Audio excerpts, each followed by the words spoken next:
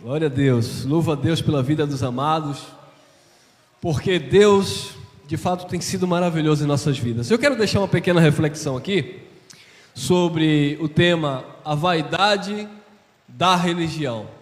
Vocês sabem que a religião, ela promove uma verdadeira vaidade na nossa mente. Se vocês não sabem, vocês vão ficar sabendo. E quem disse isso? O irmão Elcio?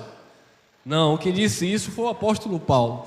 Olha o que a vaidade religiosa ela causou na mente do apóstolo Paulo. Filipenses, carta do apóstolo Paulo aos Filipenses, capítulo 3. Olha lá, capítulo 3, versículo 4 em diante. A vaidade religiosa dita pelo apóstolo Paulo. Ele disse assim: ainda que também podia confiar na carne, olha o que é poder confiar na carne, para nós entendermos o raciocínio de Paulo. Ainda que também podia confiar na carne, se algum outro cuida que pode confiar na carne, ainda mais eu, vírgula. Então de que é que Paulo estava falando?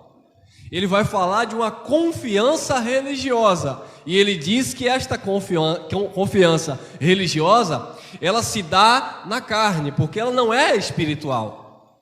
Porque toda vaidade religiosa, todo esforço religioso, ele é carnal, ele não é espiritual. Então Paulo disse: se alguém pode confiar na carne, ainda mais eu. Aí ele vai dizer no versículo 5, olha as características religiosas que ele fala, que aquele que pratica confia na carne.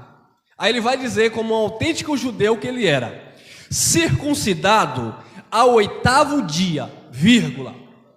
Para você ter uma ideia, um judeu, quando ele nascia, o homem, não era a mulher, o homem ele era circuncidado, com 8 dias de nascido. Pegava-se um menino, levava ao sacerdote no templo, olha a questão religiosa. Chegava lá, apresentava um menino ao Senhor. Isso é uma prática do judaísmo, não é uma prática para a igreja de Cristo. Então essa conversa de que, não, nós não batizamos criança porque criança não tem pecado, nós apresentamos ao Senhor, isso é uma vaidade religiosa. Porque Deus não precisa de que eu pegue a minha filha, meu filho, e digo assim: cadê o irmão do louvor, Danilo?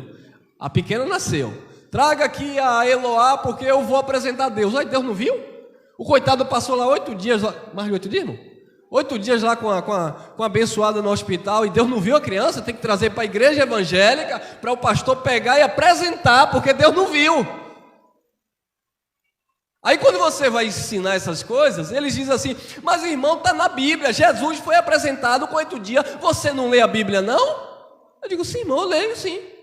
E Jesus foi apresentado com 8 dias de nascido, porque Jesus era um judeu. Mas vocês contam também que Jesus recebeu lá a faquinha, o bisturi lá no pingolinho? Não contam. Ele foi circuncidado. Ele foi circuncidado ao 8º dia, e Paulo está dizendo também que foi circuncidado, porque Paulo também era um judeu. Então ele diz: circuncidado ao 8º dia, com 8 dias de nascido, pegaram Paulinho, Saulo, levaram lá no templo e fizeram o sinal da circuncisão. Aquele sinal da circuncisão era tão importante para os judeus, que era um sinônimo de uma aliança que eles estavam fazendo para com Deus. E isso começou lá em Abraão, antes da lei, porque Abraão foi o patriarca da fé dos judeus. E Abraão não foi circuncidado com 8 dias, porque não havia ainda a lei da circuncisão, cerimonial, essas coisas. Mas Abraão já foi um exemplo, porque ele foi o pai dos judeus, e mesmo depois de adulto, ele teve que circuncidar-se e circuncidar toda a sua casa. Você pode pegar esta palavra circuncidar e substituir, por exemplo, por um batismo nas águas. Então o religioso nos dias atuais, ele pode dizer assim: irmão, se alguém pode confiar, se alguém pode se achar santarrão, ainda mais eu, filho de pastor presidente, fui batizado com 6 anos de idade. Você foi batizado com quantos anos, irmão?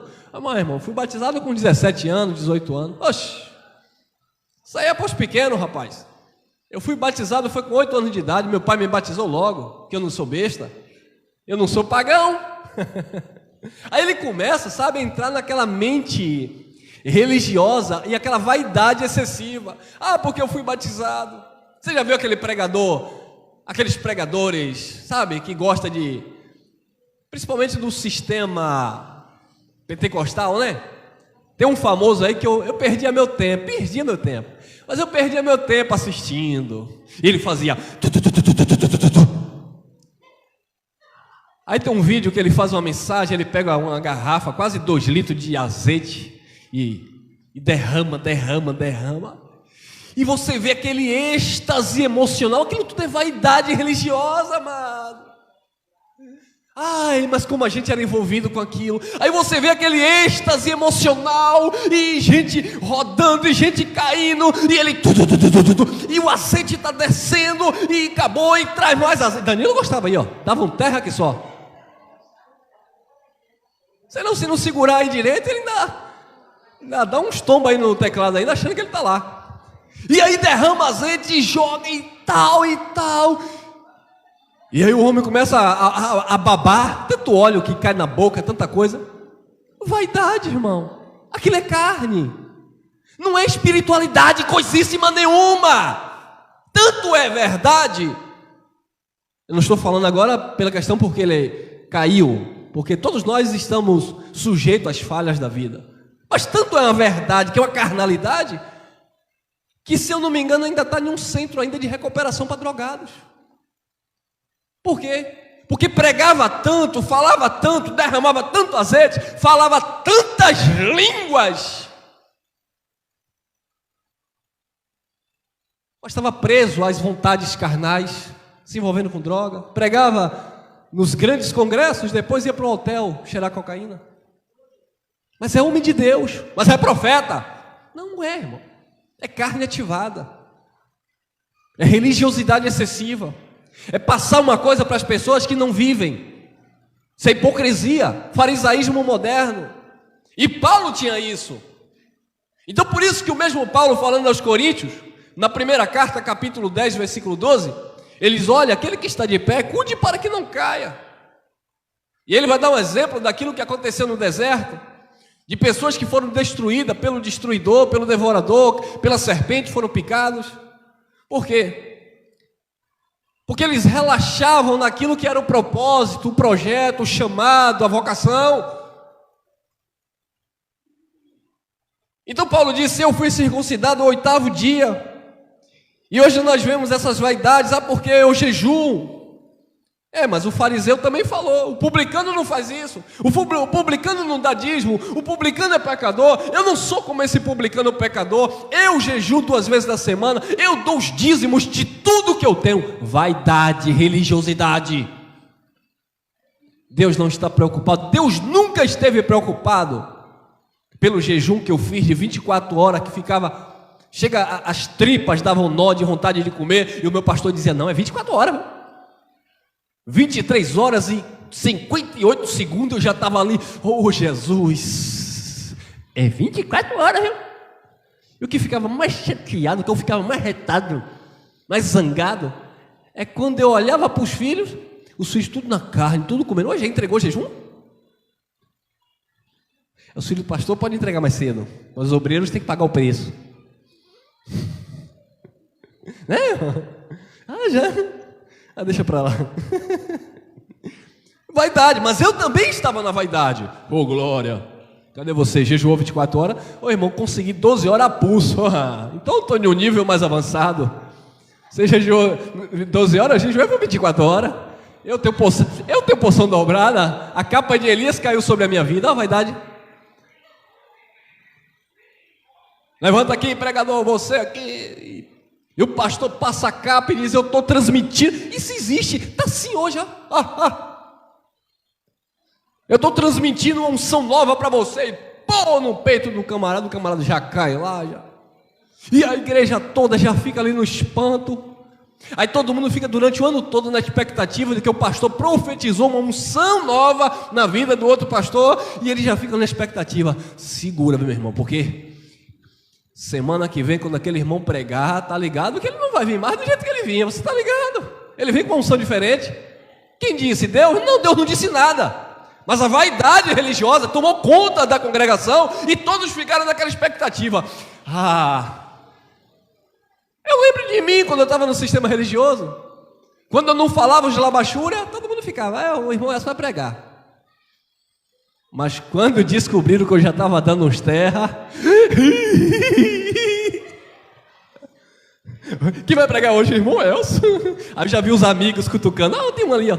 Eu já vi os amigos cutucando. E ele agora já fala em língua. Oh, glória! Vaidade religiosa. Eu lembro que eu fui pregar na casa de uma irmã que me chamou e convidou e fez aquela coisa, e vamos lá levar uma mensagem. E eu fui, mesmo no sistema, eu sempre gostei de estudar direitinho, tal, para saber o que ia falar e tal. E aí eu fui, fiz a mensagem, e o povo lá, glória a Deus, e bababá, e tinha uns irmãos do fogo lá que rodava, e tal, e tal. E quando eu terminei a mensagem, me senti realizado que eu me propus fazer aquilo e eu fiz. A irmã, a que me recebeu em sua casa, chega para o meu amigo, o meu irmão que me levou, e disse assim, foi uma benção, mas só faltou uma coisa. O irmão, faltou o quê, irmã Maria? Não é tu não, viu Maria? Outra Maria. Faltou o irmão falar a língua dos anjos. Mas se a abençoada não entendeu o que eu falei em português e em baianês, imagina se fosse língua de anjo. Que língua de anjo, irmão? Vaidade, quer ver barulho? Quer ver barulho? Vou lavar prata e joga os panelas para cima. É porque eu não me arrepiei. Não sei quem tem. Eu tenho alergia a bombril. Quando eu pego, eu me arrepiei. Não gosto. Tenho pavor a bombril. Eu fico olhando na pia. Quando a varoa deixa lá o bombril, eu pego lá e jogo fora. Eu não gosto nem de ver. Ainda mais quando já vai escurecendo ali. Vixe. Então, querido, Paulo era vaidoso na religião. Ainda que eu também pudesse confiar na carne, ainda mais eu, circuncidado ao 8º dia, da linhagem de Israel, da tribo de Benjamim, hebreu de hebreus, segundo a lei, fariseu, segundo o zelo, perseguidor da igreja. Ele era tão zeloso que perseguia a igreja de Cristo. Segundo a justiça que há na lei, irrepreensível. No 7 ele diz, mas o que para mim era lucro, era ganho, reputei, considerei por perda. Eu considerei tudo por perda. Eu posso, e vocês também podem. Você que vai me ver aqui na gravação, você também pode declarar isso, que você considerou tudo que era da religião por perda na tua vida. Porque antes na religião o que nós valorizávamos eram os cargos eclesiásticos, era a posição do cantor, do levita. Não pode ser, não, é levita. Nós abraçávamos, era isso, irmão. Era aquele que servia o pão, era aquele que dava o copo de suco, dizendo que estava dando o sangue de Jesus.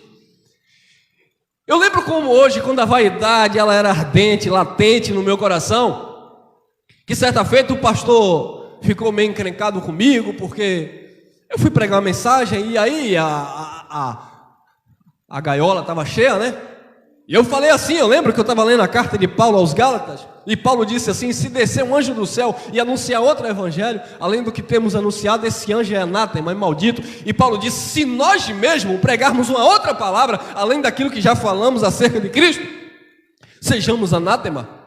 E aí eu olhei para a congregação, falei, bom, estou pregando uma palavra, eu olhei para a congregação, para os irmãos reunidos, e disse assim, e o pastor estava sentado, me observando com a caneta, anotando o que eu pregava, eu disse, olha, se nós mudarmos esta mensagem, se o pastor aí mudar a mensagem, e vir com a outra ideia aí, a palavra está dizendo que se nós mudarmos, nós somos anátema, maldito. Quando eu falei assim, ele fechou a cara.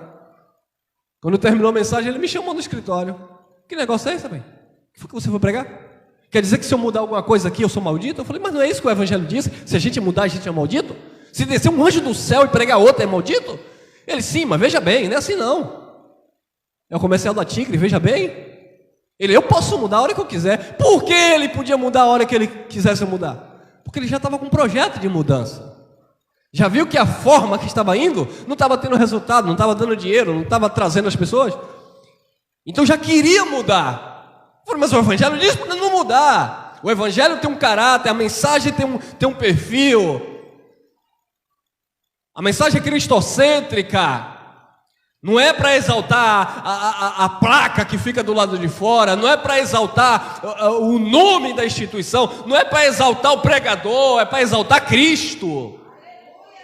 Ah, mas não. E aí eu lembro que ele me colocou no canto, mas a vaidade continuava, porque a vaidade religiosa não sai fácil. Eu lembro que certa feita eu fui servir o pão. E aí eu lembro que eu chorando peguei aquela bandeja. Eu nunca tinha ouvido uma mensagem acerca de Páscoa de judeu, nunca tinha ouvido. Eu achava que ali era Santa Ceia do Senhor. E quem não comesse aquele pão não tinha vida com Deus. Quem não bebesse aquele suco ruim não tinha vida com Deus. Por quê? Porque a vaidade religiosa estava em mim. E eu lembro que eu fiz uma oração assim: Senhor, obrigado, Senhor. Eu não posso pregar mais porque fui falar em uma verdade, aí o pastor não gostou. Mas obrigado porque o Senhor está me dando a oportunidade de distribuir o teu corpo na igreja. Para que eu fui falar isso, irmão? Na hora que eu falei isso, na hora, eu comecei a tremer, a bandeja quase cai da mão. E eu tomei um susto e eu fiquei... Não entendi na hora e de repente o Espírito começou a queimar na minha consciência. E Deus bradava... Meu corpo? Você está dando meu corpo, meu filho? Mas o meu corpo foi dado lá na cruz, há 2000 e lá vai fumaça. Você está dando meu corpo? Não, o que você está dando aí é um pedaço de pão que o padeiro fez, jogou suor. E na hora eu falei, não, deve ser que eu tô lelé da cuca. Como é que eu vou pensar isso? E aí eu olhei para o irmão, olhei para a irmã que estava tocando. Falei, como é que eu vou falar isso para minha esposa? Como é que eu vou falar isso para o pessoal? Não entendi nada. E eu lembro que naquele momento de vaidade religiosa, na hora que dava o pãozinho, era um terra na bassuri, lá mamara. Nesse dia eu fiquei quietinho. Porque a vaidade religiosa estava saindo da minha vida. Eu lembro que eu servi aquele negócio ali, aquele pão. Eu propus no meu coração, vai ser a última vez que eu dou um pedaço de pão dizendo que eu estou dando o corpo de Cristo. Fui para casa perturbado, no fundo consciente daquilo que Deus tinha falado comigo, mas ninguém nunca tinha falado, eu nunca tinha ouvido ninguém dizendo que aquilo era errado, porque eu sempre cresci há mais de 15 anos no sistema evangélico achando que aquilo era o corpo de Cristo. Por quê? Porque me ensinaram que quando Jesus partiu, ele disse, tomai e comei, isso é meu corpo que é dado por vós. Mas não me ensinaram que aquilo era uma simbologia, era até a cruz, depois da cruz, aquilo acabou. Não me ensinaram isso. Eu pensei que era eternamente aquilo.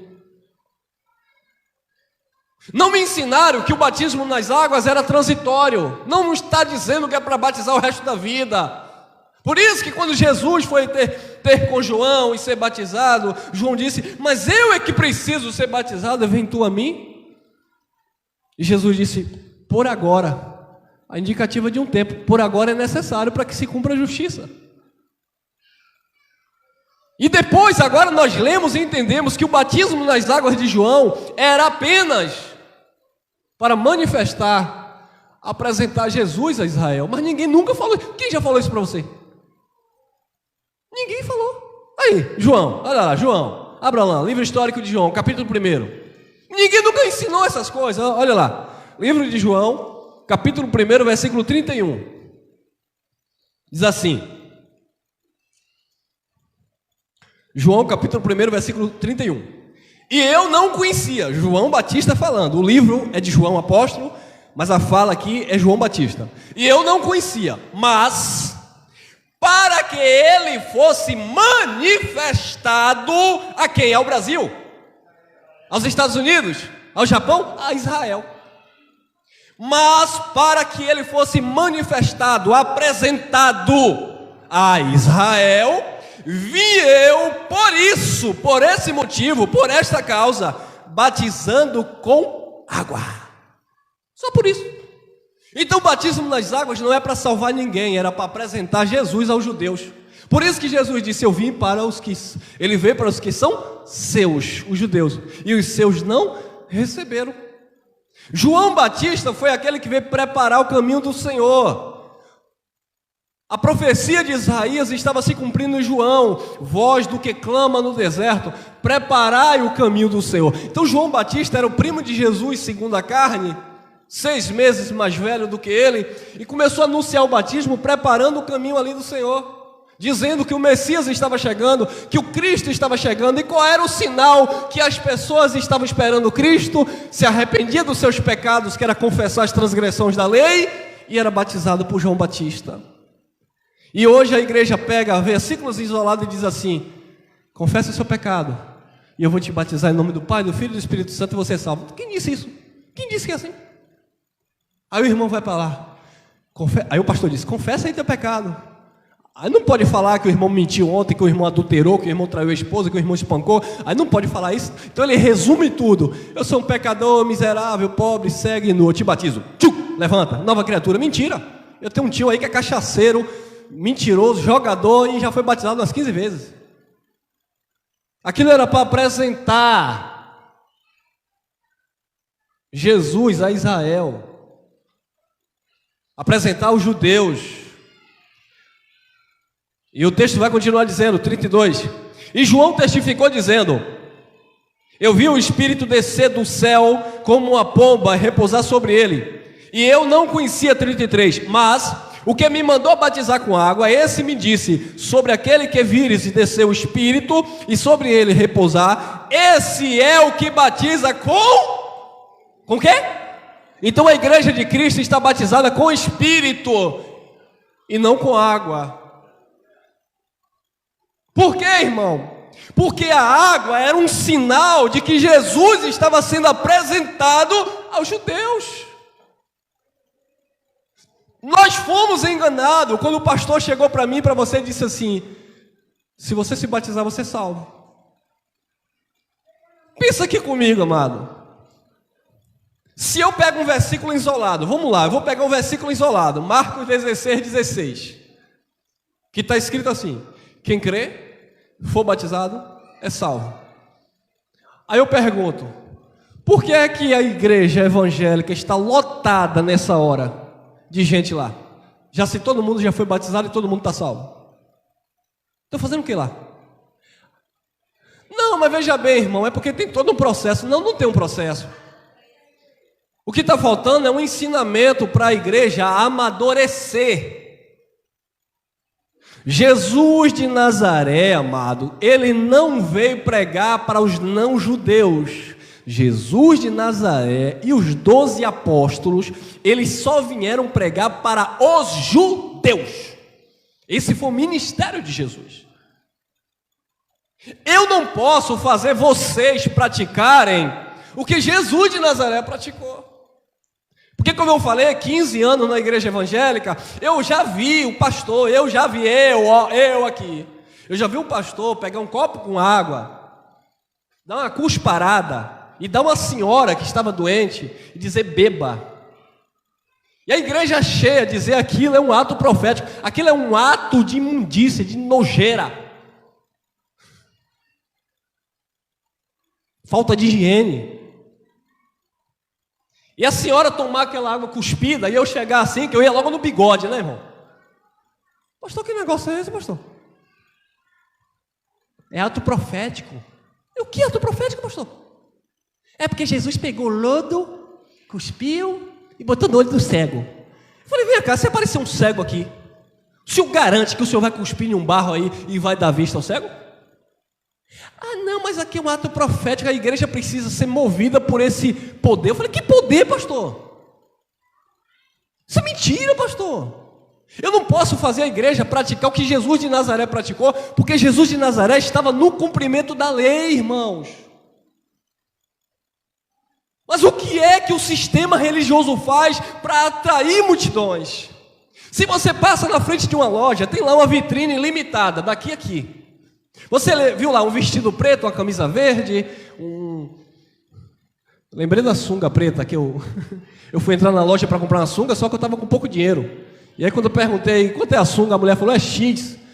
Aí eu, com vergonha, estava sem dinheiro, né? Aí eu falei: oh, que pena, não vou levar não, porque eu queria branca. Ela disse: tem lá. Eu falei: não quero mais. Tem lá dentro. Eu falei: não, deixa. Não, eu abafando, eu não vou levar preta não, porque eu queria sunga branca. Ele disse, não, tem lá, eu vou, como é que chama? Tem lá no estoque. Eu falei, não, deixa para a próxima. Só Jesus. Então você vê na vitrine a camisa preta, o vestido tal e tal. Então você passou, viu. Não gostei daquela cor. Você passou no outro dia, viu a mesma cor. Eu não me agradei com aquela cor. Mas o tecido é bom. O material é perfeito. Mas você, não gostei, porque todo dia que eu vi só tem a mesma cor. Aí você vai, entra em um ambiente como esse, ou você que vai me acompanhar aqui na gravação, você vê nós pregarmos o que foi que Jesus fez, o que foi que Jesus realizou e o que é que serve, que está dentro do nosso contexto. A pessoa, eu já estou cansado disso. É como a irmã me parou ali e falou, irmão, aqui não tem água orada não. Eu falei, água orada, minha irmã? Porque eu quero, aqui não tem rosa? Não, irmã. Aqui não tem óleo ungido? Eu falei, que óleo ungido, minha irmã? A senhora já leu a Bíblia, que Deus, depois que deu lá o óleo para Moisés, ungiu os sacerdotes e os elementos do templo. Deus falou para Moisés rasgar a receita e nunca mais era para fazer aquele óleo? Que não era para ungir carne humana também? A senhora já leu? Não, é por isso, é porque não leu.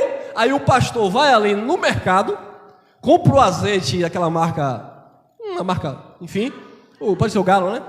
E ele vai e levanta e diz, Senhor, a partir do momento que eu orar, esse óleo aqui já não é o azeite, ele já é o óleo santo do Senhor. E aí ele vem derramando óleo nas pessoas, dizendo que aquilo é um óleo santo, dizendo que aquilo vai quebrar maldição, dizendo que aquilo vai tirar cachaça, dizendo que aquilo vai te libertar. Aquilo não vai te libertar, porque aquele azeite veio do supermercado e não tem poder de Deus. Mas as pessoas gostam, mas as pessoas amam isso. Isso é, amado, religiosidade. Então João continua dizendo no 32, João, capítulo 1, versículo 32. E eu testifico, dizendo, não, vamos ler o 31. E eu não conhecia, mas para que ele fosse manifestado a Israel, vim eu, por isso, batizando com água. Então o batismo de João nas águas era apenas para revelar Jesus a Israel. E João testificou dizendo, eu vi o Espírito descer do céu como uma pomba e repousar sobre ele. Eu não conhecia, mas o que me mandou batizar com água, esse me disse, sobre aquele que vires descer o Espírito e sobre ele repousar, esse é o que batiza com o Espírito Santo. E eu vi e tenho testificado que este é o Filho de Deus. Agora, olha em Atos, depois aí de João, você abre em Atos dos Apóstolos, capítulo 1, versículo 5, olha o que está lá. Atos 1, 5. Diz assim: porque na verdade, João batizou com água, mas vós sereis batizados com... E eu estou errado? Então quando nós dizemos que a igreja de Cristo ela já está batizada com o Espírito, é porque o próprio Cristo disse isso, não é porque eu quero inventar. A igreja de Cristo ela já está batizada, selada com o Espírito. Por quê, irmão? Porque Paulo disse que aquele que se uniu ao Senhor, ele se tornou um Espírito com o Senhor. As águas é uma cerimônia que era para os judeus. Mas a religião está praticando dizendo que se você se batiza, você é salvo. Se você não se batiza, você é um perdido. E assim eles estão desfazendo daquilo que Cristo fez. Porque Jesus disse, por agora, João Batista foi batizar ele disse, por agora é necessário, para que se cumpra toda a justiça. E depois ele disse, vocês foram batizados com água, mas sereis batizados agora com o Espírito Santo. Porque a promessa de Joel 2,28 iria se cumprir em Pentecostes, o Espírito Santo se manifestou. E depois de Pentecostes, os filhos de Deus já nascem com o Espírito de Deus. Porque Paulo disse aos Romanos, capítulo 8, versículo 9, que aquele que não tem o Espírito não é de Deus. Gálatas 4,6 diz que porque sois filhos, Deus enviou aos vossos corações o Espírito de seu Filho, que clama, Abba, Pai. Vocês sabem por que você chama Deus de Pai? Eu chamo Deus de Pai porque eu acho bonito. Não. Você só consegue chamar Deus de Pai por causa do Espírito de Deus que está em você. Só por isso. Se você vê, escute o que eu vou dizer. Se você vê, porque a religião, como eu falei, esse é o tema, vaidade religiosa. A vaidade religiosa, ela é tão extremista que ela é assim, ó, eu estou na igreja evangélica, eu sou um filho de Deus. Mas aquele que é católico, ou aquele que é de outra igreja evangélica que eu não concordo, aquele não é filho de Deus, aquele é filho do diabo. A religião, ela te enche tanto de vaidade, que ela diz, eu sou um filho de Deus porque eu vou para o monte, porque eu oro mais do que você, porque eu sei ler a Bíblia, porque eu pago o preço. Como aquele fariseu que bateu no peito e disse, eu sou filho de Deus porque eu dou dízimo de tudo que eu tenho, eu sou filho de Deus porque eu jejum 2 vezes na semana, mas esse publicano aí é pecador miserável, ele não é filho de Deus. E Jesus disse, o pecador miserável desceu justificado para sua casa, mas ele não, o religioso não. Porque vaidade religiosa toma a mente. E ele acredita que ele é especial porque ele pratica alguma obra religiosa. E não é. Aí nós caímos do cavalo, irmão. Porque a graça de Deus manifestada em nosso espírito diz que nunca foi por obras. Nunca foi. Nunca foi pelos nossos méritos. Nunca foi pelos nossos esforços. Mas, irmão, tu quer dizer que tudo que eu fiz, que eu me sacrifiquei, não valeu nada para com Deus? Espiritualmente falando, não. Tudo que eu fiz durante 16, 17 anos na religião, dando dízimo, achando que Deus estava recebendo meu dízimo, Deus nunca recebeu meu dízimo.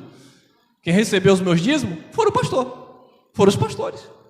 Mas Deus não queria teu dinheiro, não? Para quê? Deus não quer teu dinheiro. Deus não precisa do seu salário.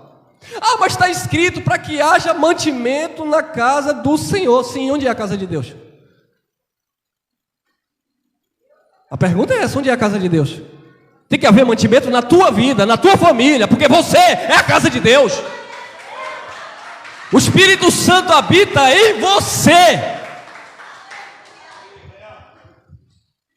Mas a religião quer te privar dessa verdade. Por isso que Paulo disse, vós sois o templo do Espírito. Se vocês destruírem o templo do Espírito, que sois vós, Deus destrói vocês. Deus nunca habitou em templo feito por mão de homem. E quando em Malaquias 3:10 diz trazer os dízimos à casa do Senhor, estava mandando levar os dízimos lá para a despensa que havia no templo. E os dízimos nunca foi dinheiro, era colheita da terra, sementes. Só que tinha um malandro lá, igual tem hoje aí, esses ratos de púlpito, naquele tempo já tinha. O que era que os sacerdotes estavam fazendo? Está lá, só é ler Malaquias, capítulo 1, capítulo 2, e aí você vai ver capítulo 3 e entender o livro, tem que entender o livro. Não é ler Malaquias 3:10. É como tem um famoso que já virou meme aí, né? Vamos deixar de enrolar e vamos para o que interessa, Malaquias 3:10. Malaquias 4:4 diz assim, a lei que Deus deu ao seu servo Moisés para aplicar sobre Israel, a saber, estatutos e juízos e ordenanças.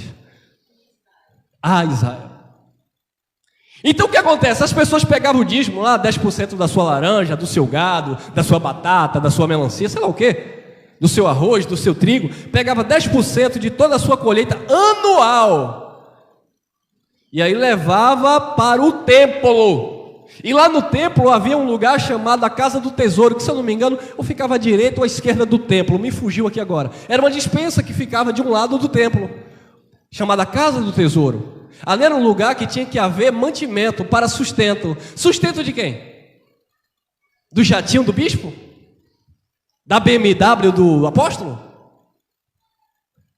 Sustento, primeiramente, dos levitas, porque não tinha herança entre os judeus, não possuía terrenos, não possuía posses, eles viviam para o templo, era aproximadamente 80 levitas, entre os que ministravam e queimavam lenha, um cortava lenha, outro media, outro queimava, outro vinha com a pá, tirava a lenha da cinza, outro ia, jogava lá, outro ia, pegava o sacrifício, outro ia, era toda uma cerimônia religiosa, e aqueles levitas, juntamente com os sacerdotes, eles eram alimentados, sustentados pelo dízimo do povo, das tribos, das 11 tribos.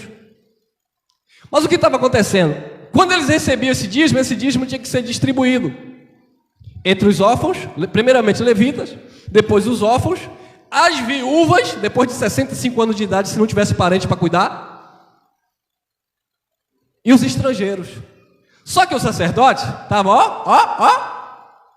capítulo 1, eles seguravam a oferta boa para eles, o gado bom eles batiam o olho, guardava para ele, segundo os historiadores, eles reproduziam esse gado e ficavam ricos, e não sacrificavam o bom.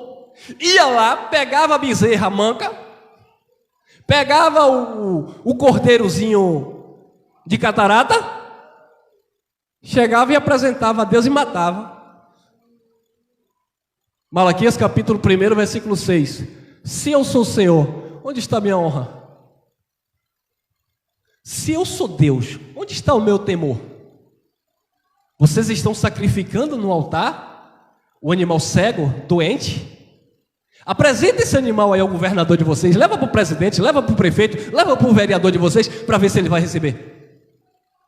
Agora eu vou querer? Vocês estão desprezando a mesa do Senhor, ou seja, o ofício sacerdotal que era praticado? Os sacerdotes, Aí Deus disse, com maldição vocês sois amaldiçoados. Aí entra no contexto de Malaquias 3. Vós toda a nação, porque o sacerdote representava a nação diante de Deus. Vós toda a nação sois amaldiçoados. E aí o que era que Deus fazia? Porque eles estavam roubando o direito do órfão, da viúva e dos estrangeiros, e não estava sacrificando o perfeito animal para subir com uma aroma suave perante a narina do Pai, aquilo que agradava o Eterno lá na antiga aliança. Deus disse, eu vou amaldiçoar vocês. Com maldição, vocês estão apresentando um maldito, vocês também vão ser amaldiçoados. Deus vinha e trancava os céus, fechava as portas do céu, não dava chuva. Não dava chuva, não tinha mantimento. Não tinha mantimento, o povo passava fome. Aí o pastor vem hoje e diz assim, aleluia, trazer os dízimos à casa do Senhor, amém, irmão? A igreja, amém! Aí ele chama isso aqui de casa do Senhor. Aí o irmão vem, pega o salário, 13º, pega a minha esposa, ficava pelada, parecendo aquela ovelha corta-lã. Dava tudo, aí tinha outra irmã que dava os pneus do carro para o pastor. Dava tudo, não é porque é para Deus. Não era para Deus. Nunca foi para Deus. Foi para um sistema religioso. Então a religiosidade, amado, ela colocou isso na nossa mente. Chegou um irmão aqui no nosso meio e ele ouviu uma mensagem aqui e ele me chamou aqui rapidinho e disse assim, pastor, eu estou com uma dúvida agora, rapaz, que está me matando. Eu falei, foi o que, filho? Ele disse, rapaz, eu era obreiro lá na igreja da Pomba. Está me entendendo, né? E eu sacrificava tudo. Eu dei meu tudo. E ele até para falar era assim, por causa do vício de lá. E eu ouvi essa mensagem, eu quero me reunir aqui com vocês, mas vocês não pedem dízimo. Só tem um problema, pastor. Eu falei, foi o quê, filho? Eu fiz um voto, ele deve assistir essa mensagem. Eu fiz um voto com Deus, quando eu estava lá, que eu não ia, enquanto eu vivesse, eu não ia dar mais 10% do dízimo, eu ia dar 20%. Eita, se eu sou um lobo, hein? Eu ia dizer, ô glória, venha com teus 20%. Falei, você não vai dar mais 20%? Você não vai dar mais 10%? Você não vai dar nada de dízimo. O dinheiro é seu, o salário é seu, você faz o que você quiser. Se você quiser dar 10%, você dá 10%, se você quiser cooperar com 20%, você coopera com 20%, se você quiser cooperar com 50%, você coopera com 50%, se você quiser cooperar com 100% com a instituição de caridade, você pega e dá lá na instituição de caridade, porque é tudo teu. Aí ele, mas eu fiz um voto com Deus, eu nem falei para o pastor, eu falei para Deus que eu ia dar 20% até a minha partida da terra. Eu falei, só tem um problema, Deus não leva em consideração o tempo da ignorância, isso é voto de tolo. Deus não quer esse sacrifício, Deus quer obediência à sua palavra. E eu lembro como hoje, que ele conversando comigo aí assim, aí ele correu a mão no bolso, tirou uma kippah, um chapeuzinho azul, ele disse, toma aqui, ó, eu quero semear aqui, isso aqui eu já ia dar lá, porque é uma campanha que nós estamos lá. E E eu juntei para dar lá. Eu falei, você não é obrigado a dar isso aqui. Ele disse, eu quero ajudar aqui. Porque eu sei que a partir de hoje eu estou livre desse engano maligno que travou a minha vida a ponto de eu querer construir os meus projetos e não fazer porque eles me roubaram. E hoje ele está livre. Então, queridos, a vaidade religiosa ela causa isso, porque eu dou dízimo, porque eu sacrifico num altar.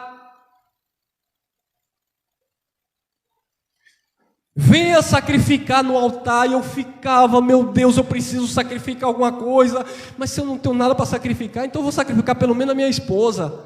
Tem que sacrificar alguma coisa. Porque Abraão, ele sacrificou Isaac. Não, Abraão não sacrificou Isaac. Não sacrifique sua esposa não, e sua esposa não. Não vale nada, mas gosta de você. Então ele disse, eu não vou tem que sacrificar, e eu ficava, não tinha que sacrificar. Eu lembro que eu fui para um encontro secreto, né? Encontro de mistério, que você não podia contar o que acontecia lá. Quem já ouviu falar nisso? É uma reunião lá, né? Não sei o que do 12, né? Você vai lá e não pode contar ninguém. Por que você não pode contar ninguém? Aí eu ficava louco para contar o que aconteceu lá, mas eles diziam, não conta ninguém, porque se você contar, os outros irmãos que já estão tudo agendados, já pagou o carnê para ir na próxima, não vai querer ir, porque vai ficar sabendo do mistério.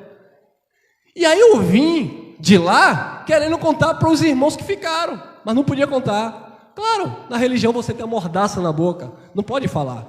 Você só tem que ouvir e dizer, sim, Senhor, amém, que assim seja. Você não pode perguntar, você não pode questionar. Então, eu lembro que lá naquele... Agora eu posso falar, né? Eu lembro que lá naquele lugar, teve um momento que você tinha que pedir perdão por alguém até que já morreu. Olha que coisa, irmão. Por alguém que já morreu, que você guardou um rancor. Aí você pegava no pastor, abraçava lá o pastor, pegava na mão, aí eu peço perdão em nome de fulano de tal que já morreu. E aí ele disse, sim, Deus está te perdoando por aquele... Gente, ele chama de, se eu não me engano, é retrocesso. Retrocesso, eu quero avançar. O Evangelho diz que nós precisamos deixar as coisas que para trás ficaram e prosseguir para o alvo. Mas a religião não. A religião quer que você retroceda, fique dando volta, fique lá rodando a muralha de Jericó. Mas a muralha de Jericó já caiu, não importa. Na igreja evangélica você vai ter que rodar, tem que rodar. Mas já caiu lá no tempo de Josué. Não, Josué é outra coisa. O negócio agora é aqui, o manto é agora. É o jejum profético de Daniel, mas o jejum foi de Daniel, não tem nada a ver comigo. Eu costumo brincar que o católico vai fazer o jejum de Maria, os evangélicos caem matando. É idólatra, vai fazer o jejum de Maria, e tu que faz o jejum de Daniel?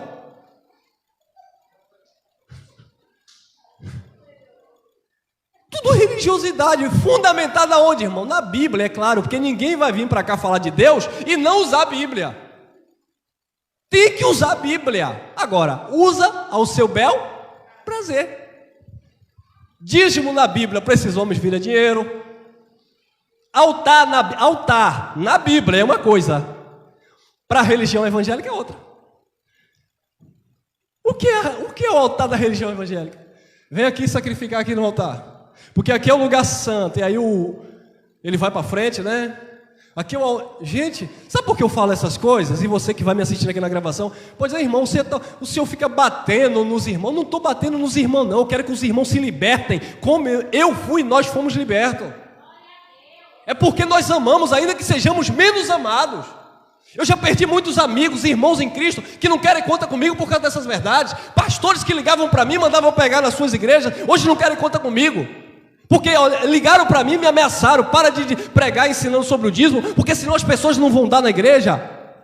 Pare de dizer que batismo nas águas não salva, porque senão as pessoas não vão querer se batizar, e naturalmente não vão querer ser membro, naturalmente não vão querer fazer parte. Eu falei, por que o senhor não fala a verdade? Aí não quer conta comigo hoje. Então, o altar da religião diz, venha sacrificar no altar. E aí a pessoa vai lá inocentemente achando que está sacrificando no altar. É como se dali para lá fosse um lugar maldito, estranho. Porque até nisso eles trazem na mente dos irmãos. Porque no templo tinha o átrio, onde os menos favorecidos ficavam, onde aqueles que não tinham intimidade, que não tinham cheiro, ficavam.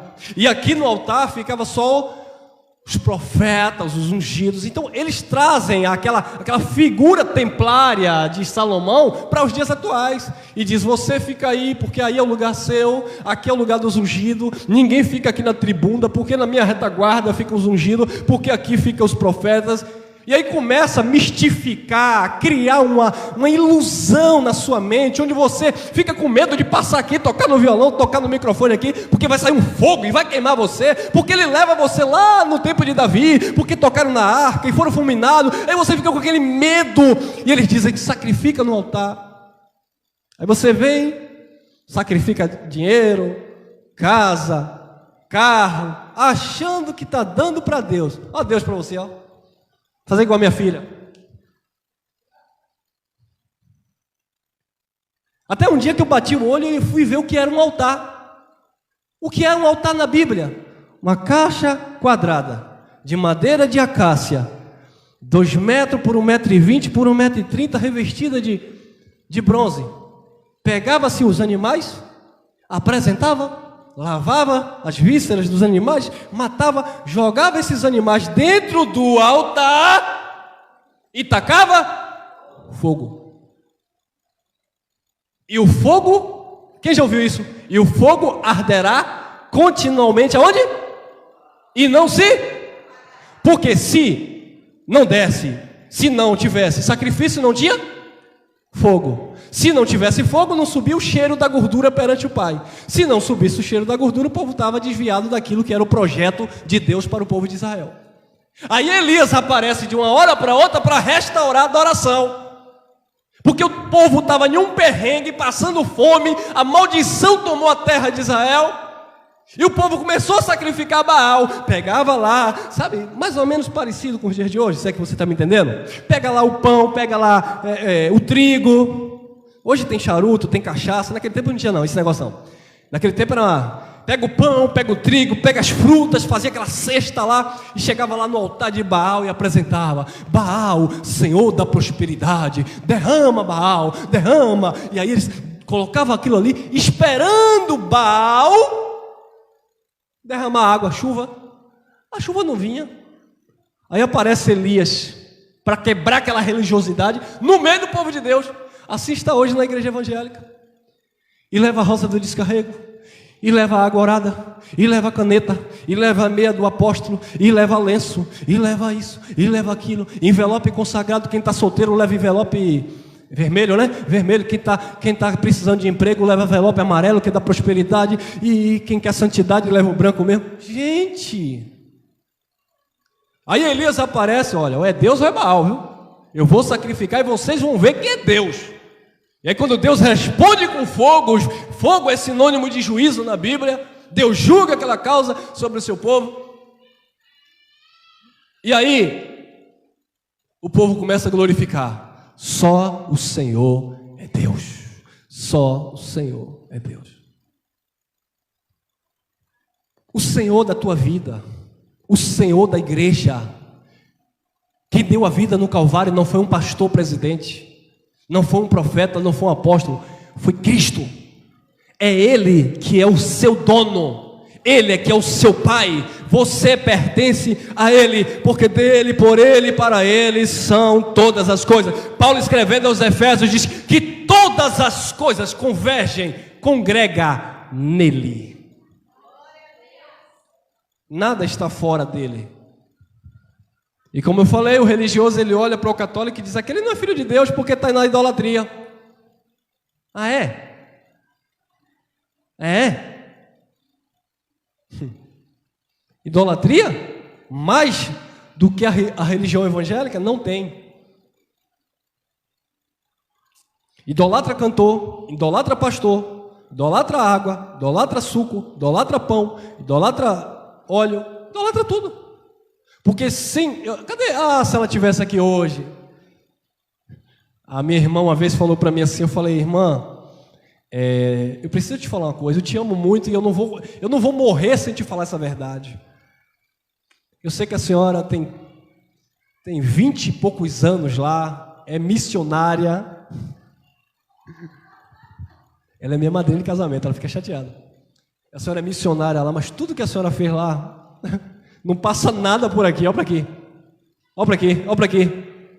Ela olhou assim e disse assim: filho, mas aquilo ali na verdade é um ponto de contato. Porque o pastor lá, quando ele dá pipoca, eu digo: pastor dando pipoca também? É. Eu falei: sério? É porque lá quando ele dá rosa, quando ele dá pipoca, quando ele dá fita, na verdade é só para você ter um ponto de contato para exercer a sua fé. Hoje ela está aqui no nosso meio, digo no nosso meio, recebendo esta palavra, dando glória a Deus e dizendo: sou livre. Estou livre. Porque, amado, nós somos filhos. Você, nunca diga que você é evangélico ou religioso da igreja X ou Y. Você é cristão, seguidor de Cristo. Se você estiver na sua casa, você é um filho de Deus. Se você está aqui nessa manhã reunido, você é um filho de Deus. Se você gosta de congregar, se reunir, confraternizar, você é um filho de Deus. Se você não gosta, irmão, não gosto muito de estar no meio de pessoas, eu apareço uma vez ou outra, mas eu não gosto, isso tira a minha salvação? Não, porque quem é filho no espírito, não é na carne. Porque Jesus nunca fundou religião evangélica. Jesus, ele pregou para os filhos. Então a religião, ela nos ensinou tudo isso, que se você não praticar as liturgias oriundas do judaísmo, mas eles vão sempre argumentar: está na Bíblia. Sim, claro que está na Bíblia. Como eu falei da apresentação de criança, todo menino tinha que ser apresentado no templo e circuncidado. Por que eles apresentam hoje os guris na igreja e não circuncida? Não está na Bíblia? E detalhe, não era mulher, tinha que ser só homem, né? Cultura machista religiosa dos judeus. Está na Bíblia, sim, está na Bíblia também que Deus pedia sacrifício de animais.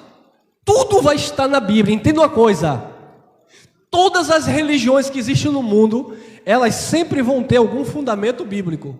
Mas não basta ter fundamento bíblico. Você precisa analisar e entender se ela está falando no Antigo Pacto, que era especificamente para os judeus, se está falando no cumprimento do Antigo Pacto, ou seja, o ministério de Jesus de Nazaré, nos livros históricos, Mateus, Marcos, Lucas e João, e também Atos, que é a transição, ou se está falando nas cartas paulinas, que é para nós, para todo o povo, independente de nacionalidade. Aí você vai entender onde que eu me encaixo, onde é que eu me enquadro aqui. Quando Paulo foi pregar para os não-judeus, Tiago deu uma ordem a Paulo. Disse: olha, peça para eles, aliás, pediram para Paulo: eu só te peço, Paulo, que você preste atenção nos necessitados, tomem cuidado com a idolatria, e ponto, isso basta, porque nós não vamos colocar um jugo sobre a vida daquele povo que acredita em Deus sem a lei de Moisés. Ou seja, resumindo, não precisavam os gentios guardar sábado, não precisavam os gentios praticar jejum religioso porque era dos judeus, não precisavam os gentios dar dízimo, não precisavam os gentios ir sacrificar no templo porque o templo ainda estava de pé lá em Jerusalém, não precisavam os gentios fazer a circuncisão, não precisavam os gentios apresentar suas crianças, não precisava nada disso, porque os gentios foram aceitos em Cristo pela fé e não por obras. E esse foi o ministério que Paulo pregou, e essa é a aliança eterna a qual nós estamos inseridos. Você nunca vai se chegar diante de Deus por obras meritórias. Paulo disse acerca dos judeus, Romanos, capítulo 10, versículo 3 e 4. Olha lá, Romanos, e nós encerramos aqui essa parte. Romanos capítulo 10, versículo 3 e 4. Olha o que diz: porquanto não conhecendo a justiça de Deus e procurando estabelecer a sua própria, não se sujeitaram à justiça de... Agora lê o 4. Porque o fim da lei é para a justiça de todo aquele que nele crê. Agora olha o 2. Paulo disse, porque lhe dou testemunho de que tem zelo de, mas sem entendimento. Então eram pessoas zelosas de Deus, como vocês foram, como eu fui, como a religião é. Os nossos irmãos que estão nas instituições religiosas são pessoas zelosas, irmãos. É por isso que eu falo que para você pregar essa palavra, não é para você chegar e afrontar o irmão, não. É para você ensinar.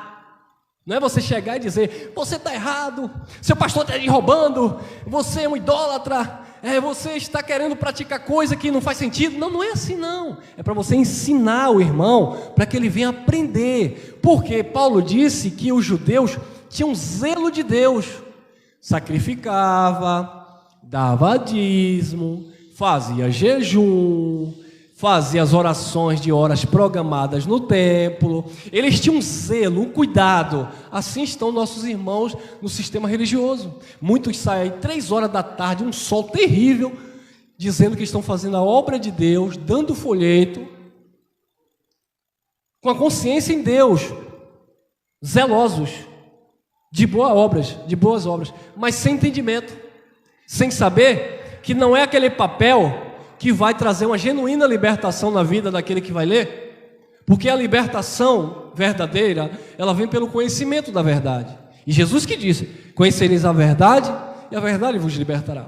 Então, essas pessoas, os nossos irmãos, assim como nós estávamos lá também, nós éramos zelosos. Quantas vezes eu saía daqui com meu miojo na minha mochila, atravessava aqui, pegava um carro do outro lado, ia lá para a Praia do Forte, Açuzinho, para ficar lá pregando para 2 meninas, 2 adolescentes, um jovenzinho e uma japonesa que falava coisa com coisa que eu não entendia nada. E aí eu dormia lá, comia meu miojo e no outro dia eu vinha, trabalhava. Aí eu lembro que o tesoureiro chegou para o pastor e disse assim, pastor, por que não libera o dízimo de Elcio que ele dá aqui, para ele se manter lá pelo menos, para ele pegar transporte? Sabe o que o pastor disse? Não, o dízimo tem que ser dado na sede. Se ele tem chamado, ele que se vire. Viu aí? O que a religião faz? Então fazia isso com muito cuidado, com muito amor, mas sem entendimento, achando que se eu não fosse, aquelas pessoas iam se perder, como se a salvação dependesse da minha pregação, como se a salvação dependesse do meu sermão. A religiosidade na mente. Hoje não. Hoje nós somos livres e sabemos que nós vamos ter as oportunidades certas no momento certo para levar uma palavra certa. Amém?